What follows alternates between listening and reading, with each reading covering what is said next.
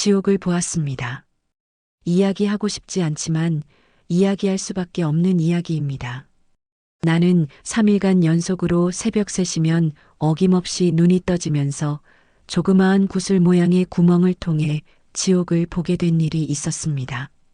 첫째 날에는 머리카락이 있는 대로 다 뻗치는가 하면 말할 수 없이 소름이 끼치면서 손끝에서부터 발끝에 이르기까지 기운이 다 빠지는 것이었습니다.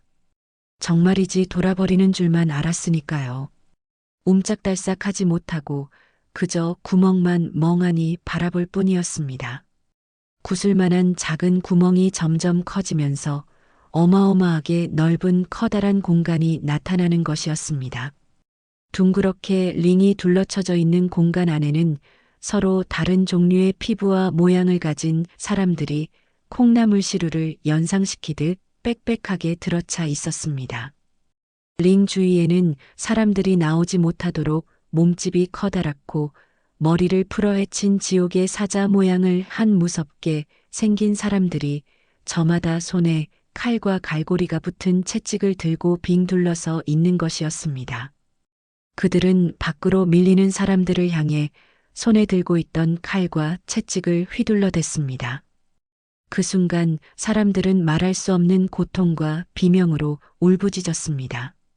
칼에 맞아 몸의 일부분이 잘려져 나가는가 하면 채찍으로 훑어진 자리는 뼈속까지 패일 정도로 살이 찢겨져 차마 두 눈 뜨고는 볼 수 없는 처참한 광경들이었습니다.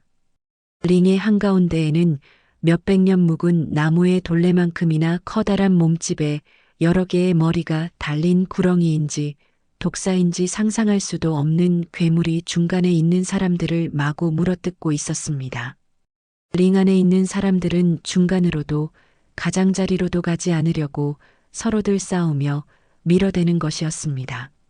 보고 있던 장면은 사라졌으나 손톱만큼의 기운도 차릴 수 없었던 나는 그대로 한참을 멍하게 있다가 잠이 들어 아침이 되고 보니 마치 꿈을 꾼 듯 싶었습니다. 상상할 수도 없는 일들을 겪고 보니 하루 종일 두려움에 사로잡혀 성경책만 넘기다가 다시 저녁이 되어 잠을 청했습니다. 둘째 날에도 눈이 떠질 것 같지 않았지만 아이가 보채는 바람에 눈이 떠지면서 지난 새벽의 기억으로 정신이 또렷해지는 것이었습니다. 오디오의 불빛이 정확히 새벽 3시를 가리키는 바람에 또다시 소름이 끼치고 머리카락이 쭈뼛쭈뼛 서기 시작했습니다. 다시 구슬만한 구멍이 보이면서 기운이 빠지기 시작했습니다. 전날과는 다르게 산을 두른 커다란 시뻘건 강물이 보이는 것이었습니다. 마치 가두리 양식장 안에 몸부림치는 물고기들을 연상시킨 듯 강물 속에는 물보라가 치면서 무엇인가 얽히고 설켜서 몸부림치는 것들로 가득했습니다. 그것은 다름 아닌 악어 같기도 하고 뱀 같기도 한 알 수 없는 괴물이었는데 사람들이 물고 뜯고 휘휘 감고 있어서 서로 빠져나오려고 사투를 벌이는 장면이었습니다. 그래서였는지 강물색이 온통 시뻘건 핏물이었습니다. 한 사람이 갈기갈기 찢겨진 모습을 하고 헤엄치듯이 가까스로 힘을 다해 물 밖으로 뛰쳐나오는 것을 보았습니다. 사람이라고 보기에는 너무나 끔찍한 광경이었으며 온몸이 너덜너덜한 그 사람은 어디론가 마구 도망치기 시작했습니다. 얼마 가지 못해서 그 사람은 물 가장자리에 있던 목의 길이가 한없이 늘어나는 괴물에 의해 물려서 다시 물속으로 집어던져졌습니다. 그 괴물은 다름 아닌 어제 링 중앙에서 보았던 커다란 기둥의 나뭇가지처럼 여러 개의 머리가 달린 독사의 머리 같은 것이었습니다. 이루 말할 수 없이 끔찍했습니다. 손 하나 까딱할 수 없이 넋이 나간 사람처럼 한참을 보다가 잠이 들었고 아침이 되었습니다. 마치 꿈을 꾼 듯 했지만 그것은 분명 꿈이 아니었습니다. 세 번째 날이었습니다. 늦게 잠이 든 탓인지 눈을 뜰 수가 없었지만 지난 이틀의 기억으로 저절로 눈이 떠졌습니다. 시간은 여전히 새벽 3시를 가리키고 있었고 구멍은 어김없이 다시 나타났습니다. 지난 이틀간처럼 똑같이 소름이 끼치고 머리카락이 있는 대로 다 섰지만 기운은 지난날보다 좀 덜 빠지는 것 같았습니다. 구슬만한 구멍이 다시 열리기 시작했습니다. 끝없이 펼쳐진 갯벌이 눈에 들어왔습니다. 갯벌 중간으로는 한 일자의 모양으로 냇물이 끝없이 길게 뻗어 있었습니다. 젊은 사람이 뛰어넘을 수 있는 정도의 좁은 폭의 도랑이었지만 물은 온통 피로 가득했습니다. 냇물을 중심으로 이쪽과 저쪽이 서로 마주보고 있는 가운데 사람들도 대여섯 줄로 줄을 맞추어 양쪽의 끝이 보이지 않을 정도로 무릎을 꿇고 무슨 신호를 기다리고 있었습니다. 맨 앞줄에는 첫날에 보았던 지옥의 사자들이 무릎 꿇은 사람들을 상대로 일제히 칼을 치켜들고 있는 것이었습니다. 사형을 집행하는 망나니의 포즈를 취하고 있는 것 같았습니다. 어떤 신호가 떨어지자 죄인들은 도랑을 내려다보듯이 고개를 내밀었고 다음 신호에 맞춰 사자들은 손에 든 칼로 일제히 그들의 목을 내려쳤습니다. 어떤 사람은 머리에 반이 잘려지는가 하면 귀가 떨어지는 사람, 어깨가 떨어져 나간 사람 등 너무나 끔찍해서 토할 것만 같았습니다. 그 당시 전혀 믿음이 없었던 저의 남편은 3일간의 지옥에 관한 설명을 듣고 몹시 기분 나빠하며 몸이 허약한 사람이 아이에게 모유까지 먹이니까 더 허약해져서 헛것을 본 것이 아니냐며 억지 주장을 했습니다. 급기야는 모유를 끊고 교회도 가지 말고 보약이나 지어 먹으라고 성하였습니다. 상상할 수도 없는 일이었으며 직접 목격한 나도 이해를 못하겠는데 보지 못한 사람에게 어떻게 이해를 기대하겠는가. 당시에는 남편의 생각이 당연하다고 여겼던 적도 있었습니다. 예루살렘을 친 모든 백성에게 여호와께서 내리실 재앙이 이러하니 곧 섰을 때에 그 살이 썩으며 그 눈이 구멍 속에서 썩으며 그 혀가 입 속에서 썩을 것이요. 스가랴 14장 12절.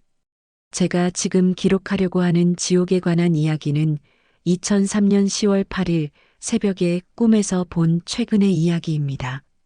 나는 처음부터 모든 과정에 대해서 설명을 다하고 싶지만 시댁 식구와 관련된 내용이므로 필요하다고 생각되는 부분만 정리해서 이야기하겠습니다.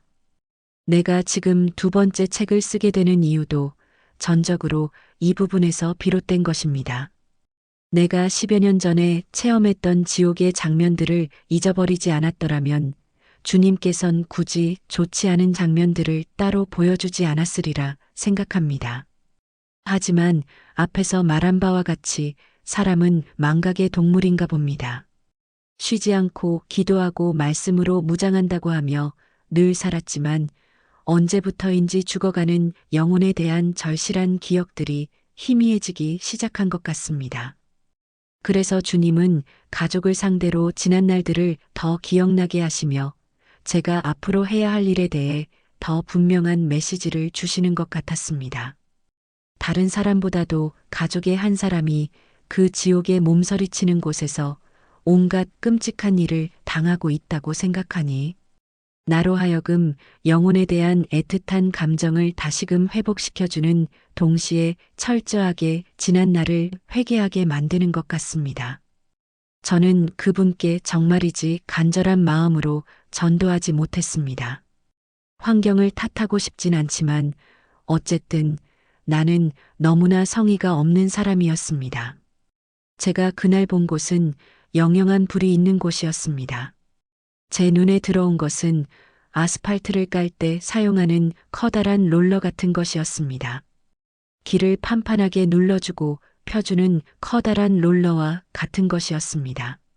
무척이나 무겁고 커다랗게 생긴 롤러는 불에 완전히 달궈져 있었습니다.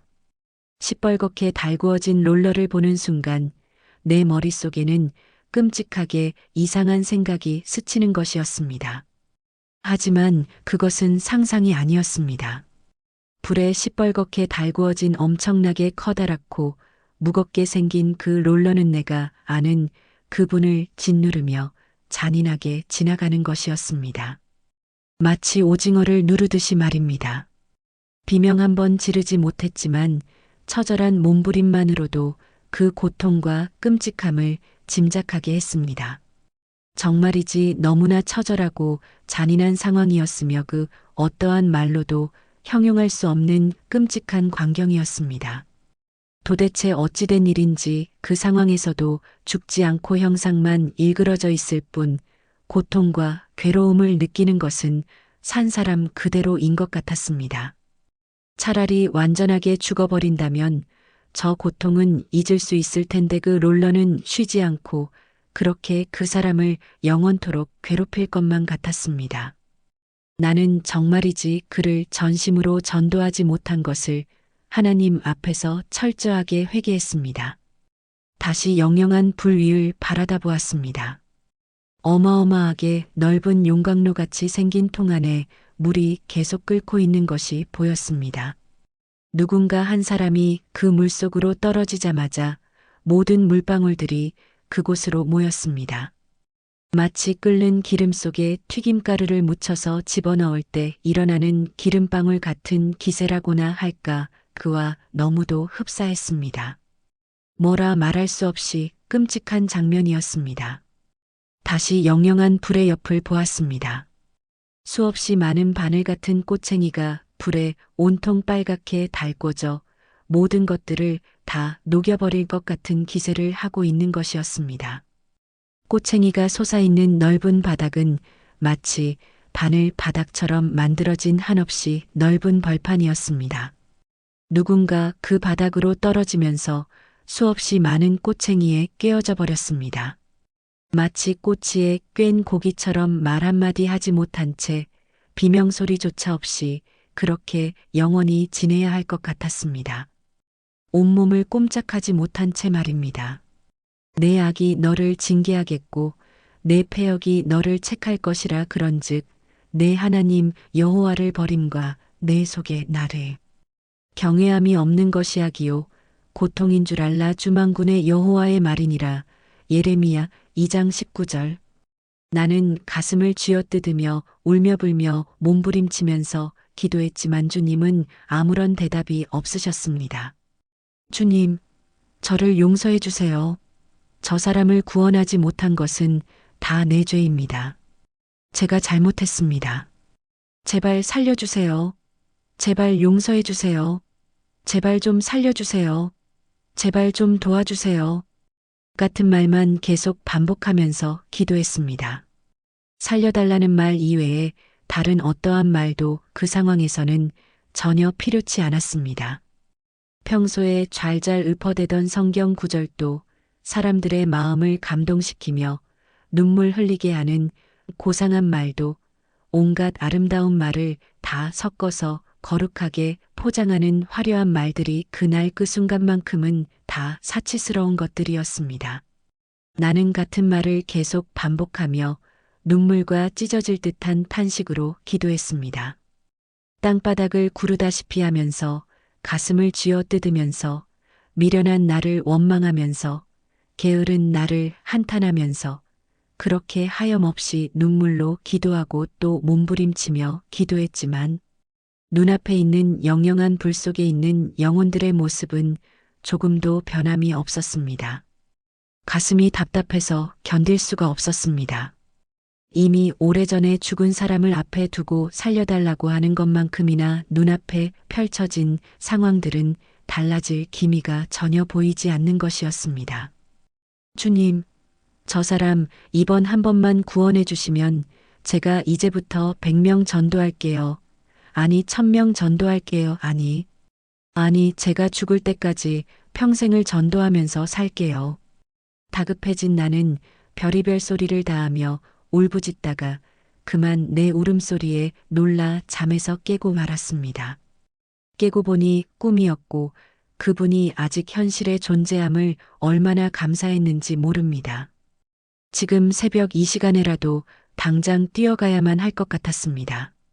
하지만 워낙 실감나게 꾼 꿈인지라 깨어나서도 나는 한참을 울었습니다. 그 순간만큼은 내가 알고 있던 모든 것들이 다 흩어져 버리는 것 같은 혼란스러운 느낌이었습니다. 성경 말씀을 100번 읽으면 무엇을 할 것이며 쉬지 않고 기도한 들 어디에다가 사용한다는 말인가? 나는 그동안 진실성 없는 삶을 산 것 같았습니다. 전도란 죽어가는 영혼을 살리는 것입니다. 하나님을 기쁘시게 하기 위해서도 아니며 천국 가서 상 받기 위한 것도 아니며 내가 주어진 사명을 다하기 위해서도 결코 아닌 것 같았습니다. 지옥의 나락으로 떨어지는 한 영혼의 죽음에 대한 불쌍한 마음이 절실할 뿐 그 이외에 다른 기대는 개입될 여지가 없는 것입니다. 그리스도의 마음을 품지 않고 주님의 일을 한다면 일을 해놓고도 내 영혼에 대한 칭찬은 기대하기가 어려울 것 같았습니다. 이런저런 모든 유익을 다 떠나 죽어가는 영혼이 마냥 불쌍해서 견딜 수 없는 마음으로 복음을 전하지 않는다면 좋은 결실을 볼 수 없을 것 같다는 생각마저 들었습니다. 너희 안에 이 마음을 품으라 곧 그리스도 예수의 마음이니 빌립보서 2장 5절. 나의 갑작스런 행동에 그동안 수없이 단련이 되어 온 남편은 자기와 관련된 일인지도 모르고 울고 있는 내 옆에서 넋을 놓고 그냥 바라만 보고 있는 것이었습니다. 그 이후로 달라진 것이 있다면 남편은 하루에 한 사람씩 전도하기로 자신과 약속한 일이며 오늘도 그 약속을 지키고 있다는 것입니다. 하나님은 합력하여 선을 이루게 하시는 분이심을 다시 한번 깨닫게 하셨습니다. 가로되 주 예수를 믿으라 그리하면 너와 내 집이 구원을 얻으리라. 사도행전 16장 31절. 예수께서 가라사대 나는 부활이요 생명이니 나를 믿는 자는 죽어도 살겠고 무릇 살아서 나를 믿는 자는 영원히 죽지 아니하리니 이것을 내가 믿느냐. 요한복음 11장 25절. 다른 이로서는 구원을 얻을 수 없나니 천하 인간의 구원을 얻을 만한 다른 이름을 우리에게 주신 일이 없음이니라 하였더라. 사도행전 4장 12절.